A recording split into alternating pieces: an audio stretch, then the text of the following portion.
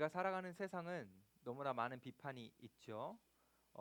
비판이 너무 날카롭고 그리고 잔인해서 비판을 받는 사람들은 건강을 상하기도 하고 마음을 상하기도 하고 심지어는 그 비판에 의해 무너져서 목숨까지 잃는 경우가 있습니다.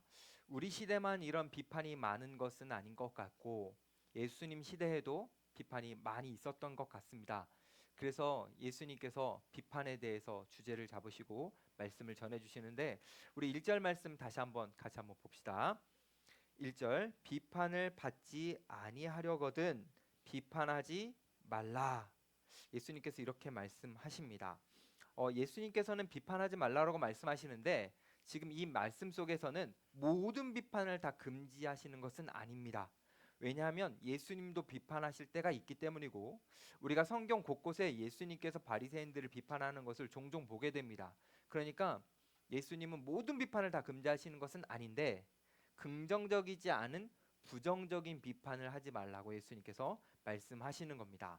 부정적인 비판이란 예를 들어서 악의적인 비판 그리고 부당한 비판 뭐 예를 들어서 아무 건설적이지도 않고 좋은 목적이 하나도 없는 비판. 그러니까 개선의 목적이 없이 그저 좋지 않은 목적으로 하는 그 비판은 예수님께서 금지하신다라고 말씀하시는 겁니다. 생각해 보면 긍정적인 비판은 꽤 괜찮습니다.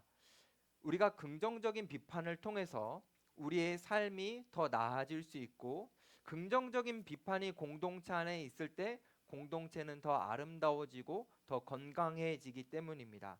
그런데 많은 사람들이 긍정적인 비판을 하는 것이 아니라 부정적인 비판을 합니다. 그러면서 자기는 긍정적이라고 여기죠. 내가 아는 비판은 이건 긍정적이야 라고 이야기를 하고 또 생각합니다. 제가 이제 이야기를 하나 전해드릴 건데 이솝 우화에 나오는 하나의 이야기입니다. 아버지와 아이가 당나귀를 시장에 팔려고 당나귀를 끌고 시장으로 가고 있었습니다. 그걸 보고 있던 어떤 사람들이 그 사람들을 향해서 이야기를 했습니다. 약간 비판으로 아니 왜 당나귀를 끌고 가? 타고 가면 되지. 이렇게 비판했는데 그걸 아버지가 들었어요. 그래서 바꿔야겠다 싶어가지고 아이를 당나귀에 태우고 이제 시장으로 끌고 가는 겁니다. 이제 그랬더니 다른 쪽에 있던 사람들이 이제 아이만 타고 있으니까 야 진짜 불효자식이네. 어떻게 아버지는 끌고 가고 아이만 타고 갈 수 있냐 이렇게 비판을 하는 거예요. 그래서 이 이야기를 또 아버지가 듣고 바꿨습니다. 그래서 아버지가 타고 아이가 이렇게 끌고 가는 거예요. 그랬더니 사람들이 또 아버지를 향해서 야 매정한 아버지네. 어떻게 아이를 끌고 가게 하고 혼자 탈 수가 있어? 이렇게 비판하는 거예요. 그래서 안 되겠다 싶어가지고 이제 둘 다 이 나귀를 탔습니다. 타고 이렇게 가고 있는데 어떤 사람들이 그걸 보면서 와 심하다. 저 정도는 거의 동물 학대 아니야? 라고 비판을 하는 거예요. 자 이제 여러분들에게 퀴즈를 드려볼게요. 어떻게 나귀를 끌고 가거나 타고 가야 비판을 안 받을 수 있을까요? 방법이 있습니까? 비판을 안 받을 방법 여러분 생각이 나십니까? 없죠. 네, 무엇을 하든 어떻게 하든 사람들은 비판을 할 겁니다. 왜요? 자기가 말하는 게 긍정적이라고 생각하고 맞다고 생각하고 괜찮다고 생각하니까요. 그러니까 그 지금 나귀를 타고 가고 있는 이 사람을 향해서 비난을 하거나 비판하고 있는 이 사람들은 자신의 말이 정당하다고 생각을 합니다. 하지만 정당하지 않죠. 지금 비판을 받는 사람들은 상당히 기분도 어렵고 그리고 마음도 불편해집니다. 자, 그렇기 때문에 우리는 긍정적인 비판을 한다고 생각하면서 나도 모르게 나쁜 비판을 할 수 있기 때문에 우리는 비판을 주의해야 됩니다. 여기서 우리가 하나 기억할 것, 우리는 옳고 그름의 문제가 아닌 다름의 문제에 대해서는 우리가 비판해서는 안 됩니다. 다름의 문제에 의해서는. 그러니까 옳고 그름은 사실 우리가 어느 정도 비판할 수는 있어요. 자, 근데 다름은 틀린 게 아닌 거거든요. 근데 우리는 다름을 자꾸 틀리다라고 생각해서 비판하는 경향을 갖는데 우리는 다름은 다름으로 그냥 인정해 줘야 됩니다. 옳고 그름 부분만 우리가 비판의 요소로 삼을 수 있어요. 자, 그래서 우리가 성경에 나오는 옳고 그름을 분명히 알고 야 이건 분명히 틀렸다라고 확신이 들어도 여기에서 하는 비판도 조심해야 됩니다. 왜냐하면은 우리가 틀림을 가지고 비판할 때 비판의 방법과 태도가 좋지 않으면 그 비판은 좋은 비판이 되지 않기 때문입니다.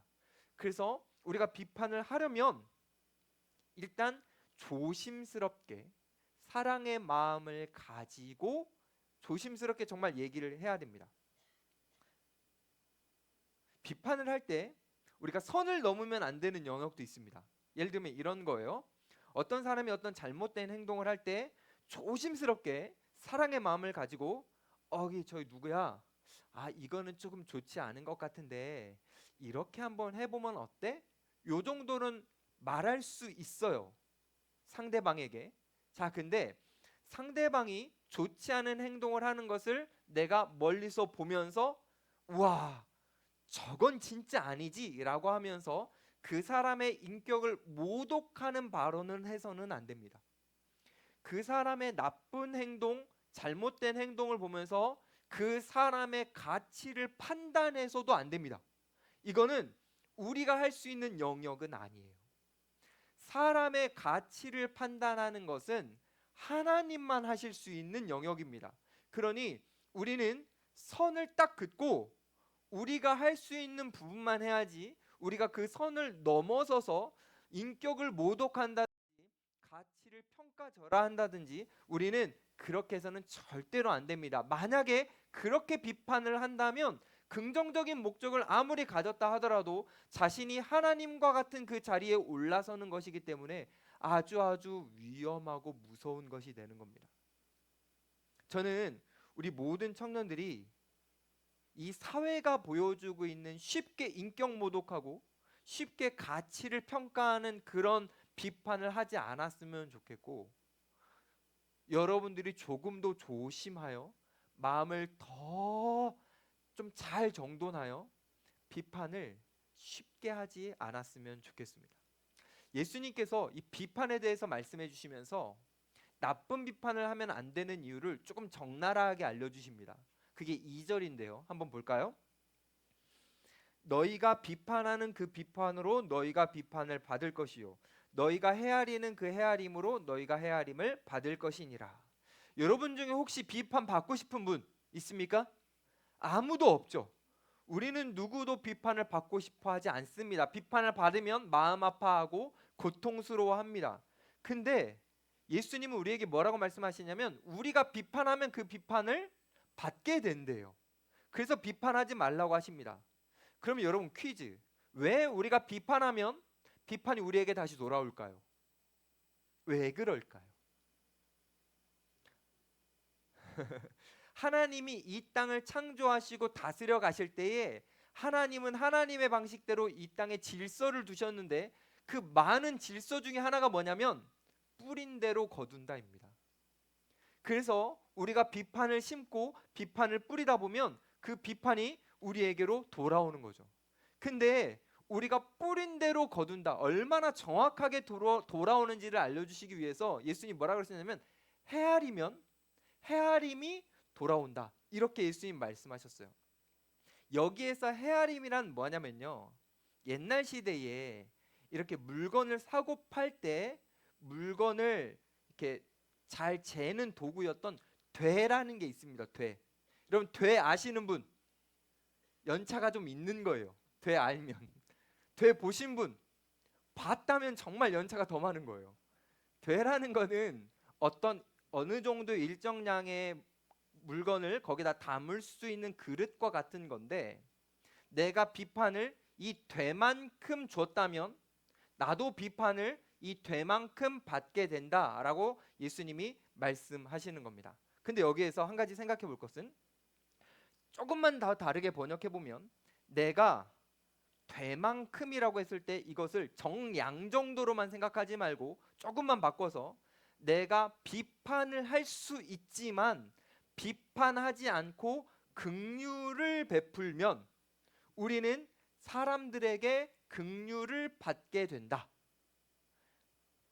비판할 수 있는 상황에서 비판하지 않고 사랑을 베풀면 그 사랑이 우리에게 다시 돌아온다. 예수님 이렇게 말씀해 주시는 거예요. 그래서 우리가 예전에 살펴봤던 본문 중에 예수님이 이런 말씀도 하셨어요. 너희가 긍휼히 여기면 너희도 긍휼히 여김을 받게 될 것이다. 예수님이 그렇게 말씀하셨죠. 우리가 비판적인 시선을 가질 수 있는데 그 시선을 바꾸고 긍휼의 시선으로 사람들을 바라본다면 우리도 사람들에게 못 받는다면 결국은 하나님에게 우리가 그 긍휼을 받게 된다. 주님이 우리에게 이렇게 말씀하시는 거죠. 여기서 중요한 인식할 게 있습니다. 그게 뭐냐면 우리가 긍휼히 여겨야만 우리가 긍휼을 받는 건 아닙니다. 엄밀히 말하면. 왜냐하면 우리가 하나님에게 긍휼을 받는 것은 우리의 행위나 우리의 노력의 근거에서 받는 게 아닙니다. 다시 말해서 우리의 행동이 하나님의 긍휼을 끌어당기는 게 아닙니다. 우리는 이 인식을 갖지 못한, 다시 말해서 죄인 되었을 때부터 우리는 이미 하나님으로부터 긍휼을 받고 있고 지금도 받고 있고 앞으로도 받을 겁니다. 그러면 우리가 왜 긍휼히 여기면 긍휼히 여김을 받냐면 이거는 진짜 그 순간부터 긍휼을 받는다라는 개념보다는 어떤 개념이냐면 내가 누군가에게 긍휼을 베풀 때 하나님이 이미 나에게 주고 계시는 그 긍휼을 내가 더 느낄 수 있고 경험할 수 있다라는 겁니다.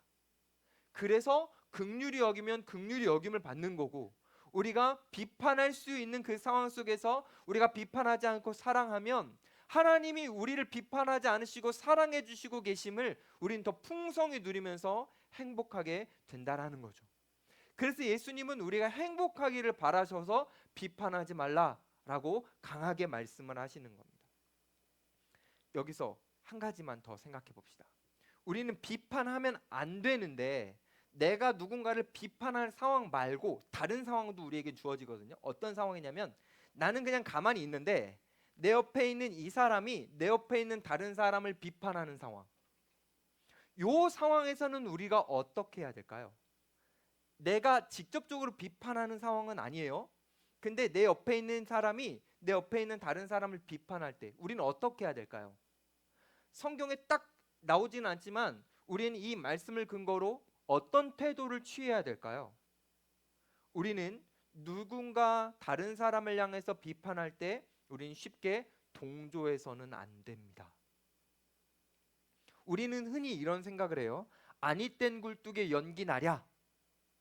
여러분 이런 생각하죠. 누군가를 비판하면 비판할 만하니까 하겠지라고 생각하면서 우리도 모르게 표정으로 행동으로 때로는 말로 그 비판을 우리가 동조해 줍니다. 근데 여러분 그거 아세요? 아니 땐 굴뚝에 연기 납니다. 많이 나요. 저는 그것을 여러 번 경험했습니다. 제가 예전 교회에 있을 때 같이 동역했던 자매 하나가 갑자기 다른 사람들에게 저랑 사귄다라고 이야기를 했습니다. 그때가 제가 지금 뒤에 있는 아내랑 교제할 때였어요. 그러니까 제 입장에서 얼마나 당황스러워요, 여러분. 저는 그 자매와 사적으로 연락해 본 적도 없고 따로 만나 본 적도 없습니다. 통화 한 두세 번 했어요.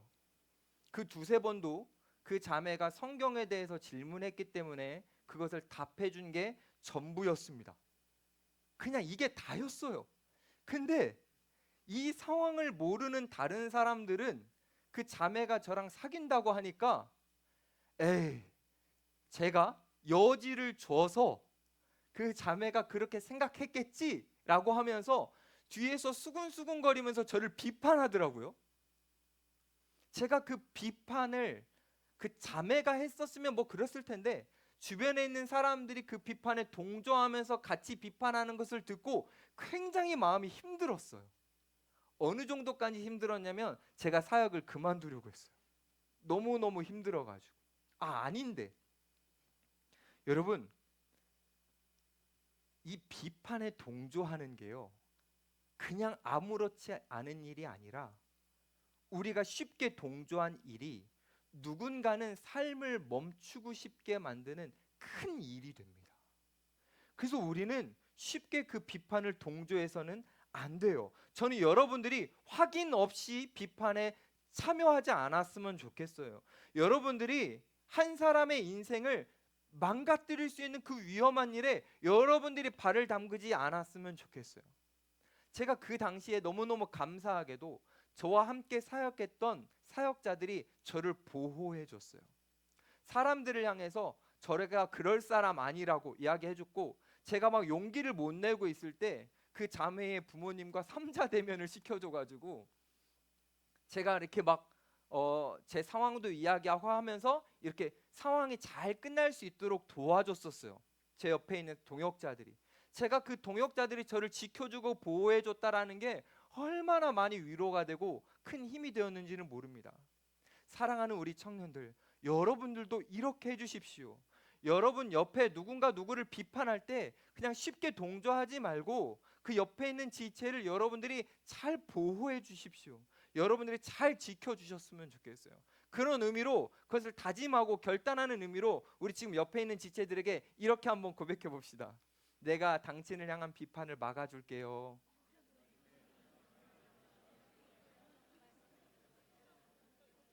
안 하는 분 저기 몇 분 있는데, 그러면 비판 빼고 이렇게 해봅시다. 내가 당신을 지켜줄게요.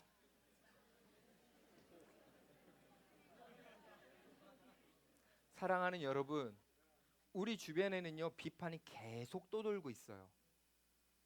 우리는 그 비판이 나도 모르게 무분별하게 우리 안으로 들어와.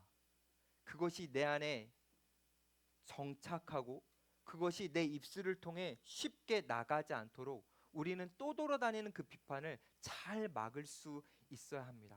근데 많은 사람들이 여기에 취약합니다. 잘 못해요. 그냥 비판이 이렇게 흘러갈 때 나도 모르게 흡수해요. 그리고 비판을 확인하지도 않고 그냥 받아들입니다. 그리고 그 비판에 가세해요. 이거는 우리 시대의 우리들만의 문제가 아니라 예수님 시대의 사람들도 그랬습니다. 예수님 시대 사람들도요 비판을 쉽게 받아들였어요. 그 증거가 어디 나오냐면 요한복음 8장에 나옵니다. 요한복음 8장에 보면 여러분들이 잘 아는 내용이에요. 간음하다 현장에 잡힌 여인이 등장을 합니다. 사람들은요 그 여인에 대한 그 죄목, 그 비판을 듣고 점점 모여들기 시작했어요. 왜요? 돌을 던지려고요. 심판을 하려고 사람들은 모여들었습니다.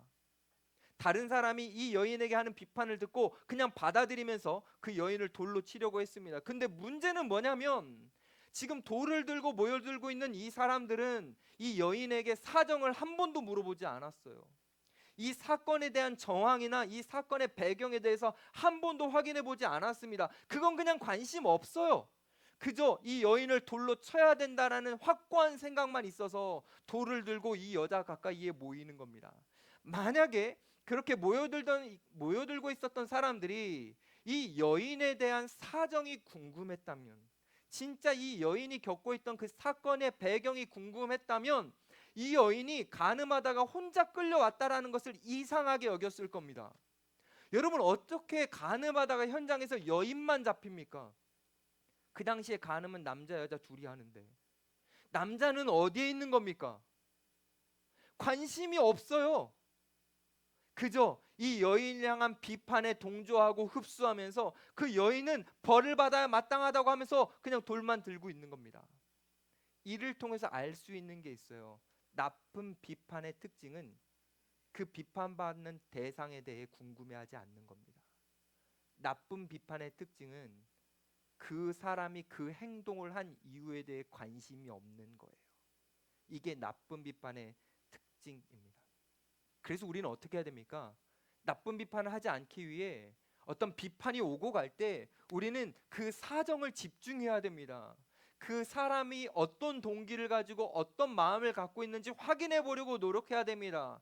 우리는 그 사건이 일어난 배경을 좀 알아보려고 노력해야 됩니다. 그것을 우리가 온전히 알지 못했을 때는 쉽게 그 비판을 따라가면 안 됩니다.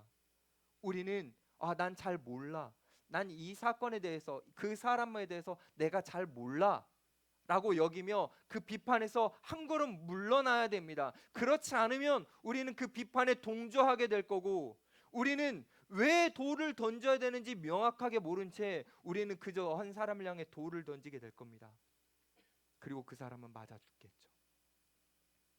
저는 우리 청년들이 이 비판을 조금 더 조심스럽게 다뤘으면 좋겠습니다. 그렇지 않으면 우리에게 엄청난 불행한 결과가 생깁니다. 일단 첫 번째, 우리 자체가 불행해집니다. 우리가 비판을 하다 보면 이 비판이 우리의 성품과 인격으로 굳어지게 됩니다. 여러분 잘 보세요. 여러분 주변에 비판하는 사람은 계속 비판합니다. 그 사람과는 어울리고 싶지 않아요. 그 사람은 외로워지고 불행해집니다. 비판하다 보면 그 개인이 불행해지는 거예요. 두 번째, 비판하다 보면 내가 속해 있는 공동체가 힘들어집니다. 이 공동체가 교회인지 지옥인지 모를 정도로 너무너무 삭막하고 어려운 공동체가 됩니다. 비판은 분위기로 형성되기 때문에 그럴 수 있습니다. 그래서 우리는 절대로 비판을 쉽게 생각해서는 안 됩니다. 근데 여러분, 이렇게 무시무시한 비판, 우리가 속한 공동체를 불행하게 만드는 이 비판을 왜 할까요? 사람들은 우리는 이 비판을 왜 할까요? 크게 두 가지의 이유가 있습니다. 첫 번째는 내가 지금 하려고 하는 이 지적이 이 사람에게 필요하다고 여기기 때문입니다. 두 번째는 내가 하는 비판을 통해서 나의 의로움을 드러내려는 이유입니다. 이 두 가지의 이유. 첫 번째부터 한번 살펴보죠. 이 지적에 대해서. 일단 사람들은 자기만의 기준이 있습니다. 이 기준을 가지고 저 사람이 틀렸다고 생각했을 때 내가 갖고 있는 기준을 가지고 저 사람을 고치려고 지적하는 비판을 합니다. 근데 여기서 사람이 간과하는 게 있습니다. 놓치는 게 있어요. 그게 뭐냐면 내가 죄로 기울어졌다라는 거예요. 내가 죄인이다라는 겁니다. 이것을 사람들이 많이 놓쳐요. 여러분, 우리가 죄인이다라는 거, 우리가 죄로 기울어졌다라는 것은 어떤 특성을 갖고 있냐면 나의 잘못에는 관대하고 상대방의 잘못에는 엄격한 특성을 갖고 있습니다. 이거는 누구의 특징이 아니라 우리 모두가 그런 거예요. 죄를 갖고 있는, 죄로 기울어진 우리의 모두는 자신에게는 관대하지만 남에게는 엄격한 태도가 있습니다. 그래서 우리가 어떻게 하냐면 내 안에 있는 큰 문제가 발견됐을 때 정당화합니다. 핑계를 댑니다. 그리고 내 안에 있는 큰 문제를 봐도 그냥 아무렇지 않은 거야, 사소하게 여깁니다. 근데요, 다른 사람의 조그만 잘못을 봤을 때는 그것을 아주 날카롭게 생각하면서 그것을 지적하고 반응하고 그 잘못을 확대합니다. 이거는 누구 한 사람의 문제가 아니라 우리 모두가 갖고 있는 문제예요. 왜요? 우리는 그렇게 죄로 기울어진 존재이기 때문입니다. 근데 우리가 이것을 잊어버려요. 이것을 알지 못한 채 내가 갖고 있는 내 생각과 기준으로 함부로 상대방을 비판합니다. 예수님이 이 부분에 대해서 말씀해 주세요. 3절 한번 볼까요? 어찌하여 형제의 눈 속에 있는 티는 보고 네 눈 속에 있는 들보는 깨닫지 못하느냐. 여러분, 티가 뭐냐면 목공소 같은 데 가면 먼지들이 날릴 때 미세한 나무 먼지 같은 거 날리는 거 있거든요. 그 미세한 나무 먼지가 티예요. 자, 그런데 여기에서 들보는 뭐냐면 이만한 큰 나무 기둥이 들보예요. 들보는 큰 나무 기둥이라서 우리의 눈에 들어올 수는 없는데 예수님이 재밌게 말씀해 주셨어요. 그러니까 적용해 보면 이런 거예요. 남의 눈에 있는 요만한 티, 그 먼지는 저거 아닌데? 라고 하면서 빼주려고 하면서 내 눈에 있는, 내 안에 있는 나무 기둥과 같은 들보는 보지 못한다. 예수님께서 그렇게 말씀하시는 거죠. 왜요? 우리의 죄가 우리의 시야를 가려서 그렇습니다. 우리의 죄가 우리의 안에 있는 연약함들 자꾸 정당화시키고 미화시켜서 그렇습니다. 우리 안에는 나무 기둥만큼의 문제가 산더미처럼 깔려 있는데 우리는 그것을 하나도 못 보고 다른 사람의 연약함만 봅니다. 근데요, 그런 우리라는 존재가 하나님의 은혜를 받기 시작하면 시야가 떠집니다. 그래서 우리 안에 있는 죄, 문제, 허물, 약점들이 보이기 시작합니다. 내 안에 있는 들보가 보이기 시작해요. 그래서요, 은혜가 우리에게 주어지면 아, 나는 정말 절망스러운 존재구나. 제가 예전에 설교할 때 많이 말씀드렸던 존재론적인 절망감을 우리는 끌어안게 됩니다. 와, 난 정말 완전히 죄인이구나. 그래서 은혜가 들어와서 내가 죄인이다라는 것, 이 들보가 있다라는 걸 보는 사람은요, 내가 함부로 누군가를 비판할 자격이 없음을 알게 되는 겁니다. 내가 죄인인데, 내가 들보가 있는데 어찌 다른 사람을 함부로 판단하면서 비판하겠습니까? 근데요, 이 은혜가 없는 사람, 내가 죄인임을 모르는 사람은요, 쉽게 생각하고 쉽게 다른 사람을 계속 비판합니다. 그럼 비판하는 삶을 계속 살아가는 거죠. 그래서 예수님이 말씀하십니다. 우리 4절 볼까요?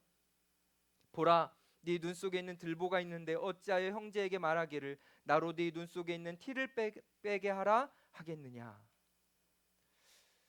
여러분 혹시 살아가면서 정말 와, 이 정도로 악할 수 있나? 라고 생각하는 악한 사람 만나본 적 있습니까? 막 지금 옆자리에 있다고 생각하시면 안 되고, 그런 사람들을 만나게 되면 우리 안에 막 분노가 일어납니다. 이거 정상이에요. 분노가 일어나고 그 사람을 비판하고 싶은 마음이 생깁니다. 정상. 근데 거기까지 정상인데 이때 그리스도인들은 진지하게 자기 자신을 한번 돌아보면 어떤 일이 일어나냐면 그 사람의 악한 모습이 내 안에도 있음을 발견하게 됩니다. 아이, 목사님 설마요? 저는 그렇게까지 나쁘진 않은데요. 잘 들어보세요. 그 사람이 악한 행동을 하는 그 행동이 내 안에서 표현되거나 표출되지 않았을 뿐, 그 악과 죄가 내 안에 내재되어 있고 하나님이 나를 내버려 두시면 나도 어느 순간 그렇게 될 수 있는 정말 끔찍한 죄인이라는 것을 압니다. 그래서 그것을 알기 때문에 비판하지 않게 돼요. 분노를 멈추게 되는 거예요. 나도 은혜 없으면 그렇게 악을 표출하는 사람이 되니까요. 그래서 우리 자신을 깊이 돌아볼수록 하나님의 은혜로 우리를 발견할수록 우리는 다른 사람들을 향한 분노를 멈추고 우리는 비판하지 않게 됩니다. 자, 지금까지 말씀드렸던 것이 사람들이, 우리들이 비판하는 첫 번째 이유, 지적하고 싶어서였습니다. 이제 두 번째 이유, 사람들이 비판하는 두 번째 이유, 자기의 의로움을 드러내고 싶어서, 이 부분을 한번 살펴보도록 하겠습니다. 일단 5절 한번 보시죠. 외식하는 자여, 먼저 네 눈 속에서 들보를 빼어라. 그 후에야 밝히 보고 형제의 눈 속에서 티를 빼리라. 여러분, 예수님이 비판하는 자들 외식하는 자로 표현하시고, 이걸 다르게 말하면 위선자라고 표현하셨죠. 그러니까 지금 비판하는 사람들은 다른 사람의 삶을 교정해 주는 척하면서 내가 얼마나 괜찮은 사람인지를 드러내고 있다. 예수님이 그것을 말씀하시는 겁니다. 비판하는 목적은요, 그 사람을 향한 교정이 있는 것 같은데 사실은 나는 그렇지 않다라는 걸 자랑한다라는 것을 예수님이 말씀해 주시는 거죠. 제가 가끔 유튜브를 보면 기독교 컨텐츠들이 있는데 가끔 가다가 정말 마음이 불편한 것들이 많이 있습니다. 왜냐하면 어떤 매체들을 보면 뭔가 잘못한 단체나 잘못한 사람을 너무 과하게 비판하는 것을 제가 보기 때문입니다. 저는 그렇게 비판하는 그 컨텐츠들을 보면서 뭘 느끼냐면, 와, 이 사람은 자기는 안 그렇다라고 은근히 드러내는구나. 비판을 하면서 나는 괜찮은 사람이야 라는 것을 어필하고 있거나 구독자들한테, 이것을 보고 있는 사람들한테 그것을 느낍니다.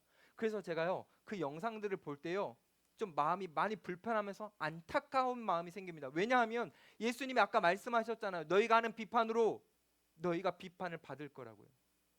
그 영상 매체, 이제 한번 이렇게 오픈하면 사람들이 저장할 수 있어서 평생 지울 수도 없는 그 영상에 내가 누군가를 비판하는 그 비판이 남아 있는데, 영상에만 남는 것이 아니라 하나님에게도 남아서 그 비판이 그들에게 돌아올 건데 그것을 알지 못하고 지금 그냥 이렇게 비판하면 사람들이 나는 괜찮은 사람처럼 보여주고 인정해주고 박수 쳐주니까 이게 막 즐거워가지고 와, 이거 괜찮네? 이러면서 비판하는 그 모습들이 너무나 안타까워요. 와, 나중에 어쩌려고 그러지? 진짜? 나중에 어떻게 감당하려고 그러지? 그 나중은 하나도 생각하지 않고 지금 단순히 이 비판이 즐거워서, 내 의를 드러내는 게 즐거워서 그렇게 비판하는 모습이 너무나 안타깝습니다. 기독교 매체만 그럴까요? 아니요. 많은 성도들이 그렇게 합니다. 예를 하나 들어볼게요. 성도들 중에 새벽기도 나오는 사람이 있습니다. 처음에 새벽기도를 왜 가냐면 은혜로 갑니다. 은혜로 새벽기도를 다니면서 와, 이 아침에 내가 주님 앞에 기도할 수 있음이 참 기쁨이다, 이렇게 여깁니다. 그러다가 시간이 지나면 다른 사람들은 왜 이 새벽기도에 안 나올까, 너무 안타깝다, 이거 되게 좋은 시간인데, 여기까지 갑니다. 여기까지는 괜찮아요. 근데 시간이 좀 지나면 내가 남들은 나오지 못하는 이 새벽기도를 하고 있음에 우월감을 느낍니다. 이걸 표현하진 않아요. 자기만의 우월감을 누려요. 이거 새벽기도만일까요? 아니요. 연애도 그렇습니다.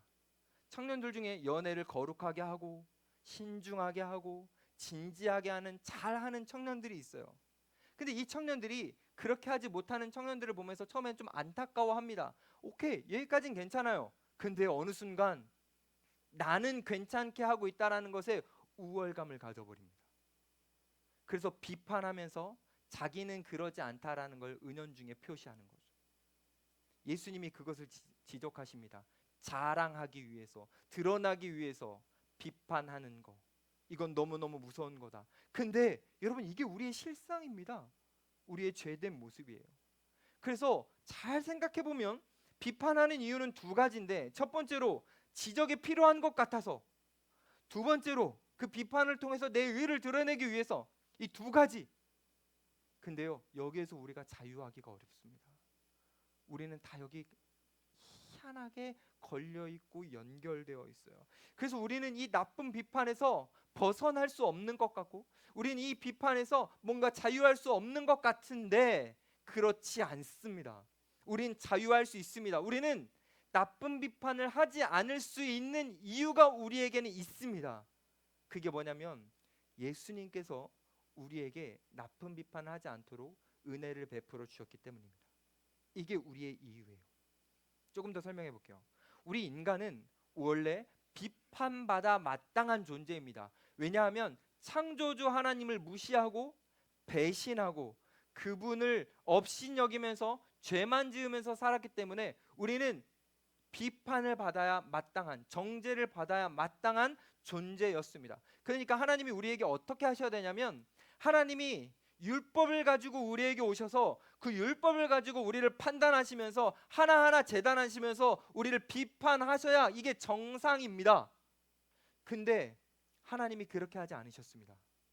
율법을 가지고 이 땅에 오신 게 아니라 하나님이신 분이 우리의 몸으로 이 땅에 오실 때 사랑을 가지고 오셨습니다. 그래서 우리의 연약함, 우리의 부족함, 이것을 비판하지 않으시고 우리를 용서해 주시고 우리를 품에 안아 주십니다. 그것을 십자가로 보여주셨어요. 우리를 비판하지 않으시고 우리를 사랑으로 포용해 주시는 그 주님의 은혜를 십자가를 통해서 보여주셨는데, 우리는 이미 여기 있는 모든 분들은, 대부분은 그 십자가의 은혜를 경험한 사람들입니다. 십자가를 통해서 내가 죽고 부활하신 예수님과 함께 내가 다시 살아난 존재입니다. 그 은혜를 우리는 이미 받았고 누리고 있기 때문에 우리는 예수님이 우리에게 해주신 것처럼 우리도 다른 사람들을 비판하지 않고 용납하고 사랑하고 품어줄 수 있는 겁니다. 예수님의 은혜를 이미 우리가 누리고 있기 때문입니다. 내가 타인을 바라볼 때 그 타인 안에 있는 죄, 그 사람이 보여주고 있는 나쁜 행동보다 내 죄가 원래 더 크고 내 죄가 원래 더 심했는데 이 나의 모든 죄를 예수님께서 용서해 주시고 용납해 주신 것을 내가 믿기 때문에 내 안에 있는 죄가 보이면 보일수록 상대방에 있는 죄는 작아지고 나와 다를 게 없는 것처럼 느껴져서 내가 나를 여전히 사랑하고 내가 나를 여전히 관대하게 대하고 내가 나를 여전히 용서해 주는 것처럼 우리도 다른 사람을 관대하게 대하고 용서하게 되는 거죠. 근데 여전히 우리가 다른 사람을 무자비하게 대하고 우리가 쉽게 비판하고 긍휼로 대하지 않는다면 이것은 우리가 아직 십자가의 그 은혜를 모르거나 누려받지 못했거나 아니면 그 십자가의 은혜를 우리는 일상을 살면서 잊어버린 겁니다. 우리는 만약 비판의 마음이 우리 안에 형성되고 있다면 우리는 다시 십자가를 봐야 됩니다. 그 십자가를 통과해서 내가 타인을 바라봐야만 우리는 비판하지 않을 수 있는 고결한 삶을 살 수 있는 겁니다. 우리가 타인을 바라보는데 이 사람이 변하지 않아요. 여전히 나에게 무례하게 해요. 여전히 나를 불편하게 해요.